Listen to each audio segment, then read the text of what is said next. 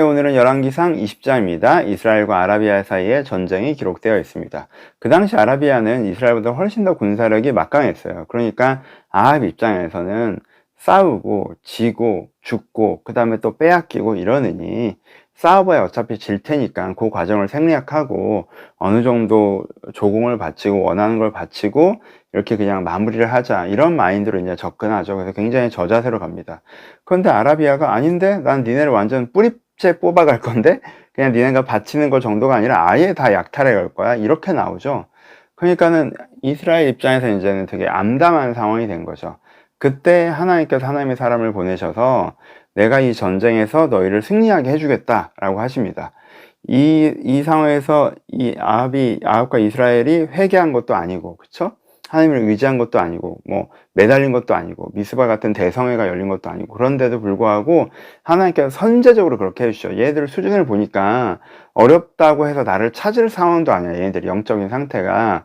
그러니까 내가 먼저 그들에게 도와주고 그들에게 전쟁의 승리를 경험하게 해주는 것을 통하여서 하나님을 그들 가운데 전하려고 하신 거죠. 그쵸? 이 어려움에 하나님께서 지켜주는 것을 통해서 하나님을 그들 가운데 전하려고 이렇게 하신 것이었습니다. 그러니까는 아합이 다윗 같은 경험을 해요. 신앙은 없는데 하나님과 함께 나아가서 싸울 수 없는 이길 수 없는 상대와의 싸움에서 승리하는 그런 경험을 아합이 하게 되죠. 이 승리는 하나님으로부터 왔다는 것이 모두에게 고백되어집니다. 그렇죠? 그러니까는 그 적들조차도, 아라비아 군대조차도 이게 저들의 신이 저들을 이기게 해준 것이다 라고 생각할 정도로 하나님의 능력으로 이겼다는 걸 모두가 느낄 수 있는 그런 전투였습니다.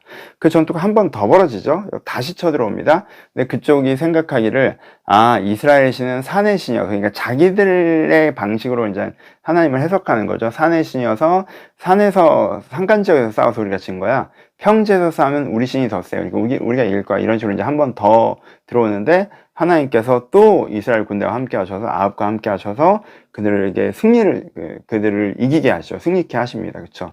그러니까 다시 한번 강조할게요. 회개도 안 했고 하나님을 의지도 안 하는 사람에게 선제적으로 이런 경험을 주신 거예요. 왜요? 깨달으라고, 알라고.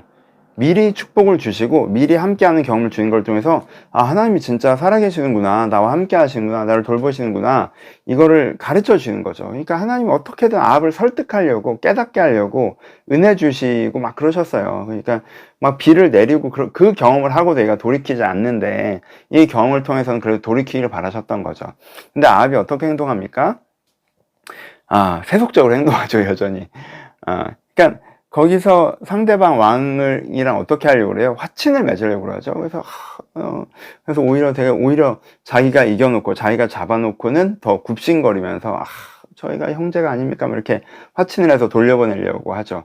왜 그래요? 여러분, 그냥 어떤 인간적으로는 굉장히 자연스러운 방법이에요. 왜냐하면, 봐요, 좋은 비유는 아니지만, 푸틴이 우크라이나 전장에 직접 갔다가 대판 깨지고 잡혔어요. 그럼 얘를 만약에 싫다고 죽여버리면, 그러면은 진짜 전면전이잖아요. 저 대국이 진짜 전력으로 쳐들어올 거란 말이에요. 그쵸? 그러니까 사실 약소국가의 목표는 상대방 나라를 멸망시키는 것이 아니라 우리 땅에서 내쫓는 정도까지란 말이에요. 그러니까 이스라엘 입장에서도 우리가 아라비아 본토로 쳐들어가서 그 수도를 함락시키고 걔네들을 우리의 영토로 삼고 걔네들이 다음에 또 덤벼도 우리가 또 이길 수 있고, 이 상태가 아니란 말이에요. 이번에는 어떻게 이겼는데, 그렇다고 우리 힘이 쳐들어가서 걔네들을 점령할 수 있는 힘은 아니고, 다음에 싸우면 사실 어떻게 될지 모르는 그런 상황이야. 이번엔 운이 좋아서 이긴 것 같아. 근데 얘가 체포됐어. 그러니까는 내가 너 안 죽이잖아. 야, 이게 잘 지내자고. 우리 적대적인 감정이 없어. 하지만 우리를 건들면 이렇게 또 망신당할 수 있다. 그러니까 우리가 잘할 테니까 그냥 잘 지내고 말자. 이런 식으로 이제 아합이 간 거죠. 정치적으로는 되게 좋은 선택이었을 수 있죠. 그쵸? 자존심 같은 거 하지 않고 현실적인 선택을 한 거예요. 하지만 하나님을 완전히 무시한 처사였죠. 그쵸? 이 전쟁을 이기게 하신 분은 하나님이시잖아요. 하나님께서 이 전쟁을 이기게 하셨던 이유 중에 하나는 아라비아가 악했기 때문이기도 하거든요. 그리고 하나님께서 이기게 하셨기 때문에 그 악한 것을 물리치고, 앞으로 너희들이 아무리 우리 가운데 덤벼들어도 하나님께 우리를 지키실 것이다 라고 믿고 이렇게 든든히 서기를 바라셨는데, 아합은 그게 아니죠. 은혜를 받아도 안 바뀌어요. 자기의 삶의 방법은. 은혜를 주시면, 도움을 주시면 감사하다, 비가 와서 좋다, 전쟁에 이겨서 좋다, 이제 난 원래 살던 세속적인 방식대로 살아야지, 난 원래 이세벨이 시킨 대로 살았으니까 이세벨이 시킨 대로 살아야지, 이렇게 간다는 거죠. 그래서 이스라엘이 또 한 번에 너무 중요한 기회를 놓치는 게 오늘의 장면이 됩니다. 굉장히 안타까운 장면이죠. 사실 하나님께서 선제적으로 주신 은혜로 말미암아 변화돼서 새로워질 수 있는 기회였는데, 그 은혜의 기회를 놓치고 하나님과 오히려 멀어지는 장면이 오늘의 전쟁의 장면입니다. 적용해 봅시다. 아합이 되게 안타까운데, 참 열왕기 보면 그렇죠. 이렇게 되게 안타깝다, 왜 이렇게 하지? 라고 하는데 그게 내 모습일 때가 많잖아요. 우리가 자주 이러잖아요. 은혜 주셨어요. 도움 주셨어요. 이거 하나님 없으면 이렇게 안 됐을 거야. 정말 이거 하나님이 해주신 게 확실해. 너무 감사하다. 그럼 그 다음부터 어떻게 해요? 그러니 이제부터 내가 주님을 섬기는 삶을 살아야지. 선하게 살아야지. 바르게 살아야지. 내가 하나님이 이런 분이라는 걸 깨달았으니까, 나를 사랑하신다는 것, 나를 도우신다는 걸, 나를 지키신다는 것, 그리고 하나님께서 위대하신다는 걸 알았으니까 내가 이제 그의 기준과 그의 공급하심, 그의 선하심과 인자함 속에 살아야지. 뭐 이렇게 가야 되는데, 하나님 너무 감사하다, 너무 감사해요 한 다음에 다시 살던 대로 살죠.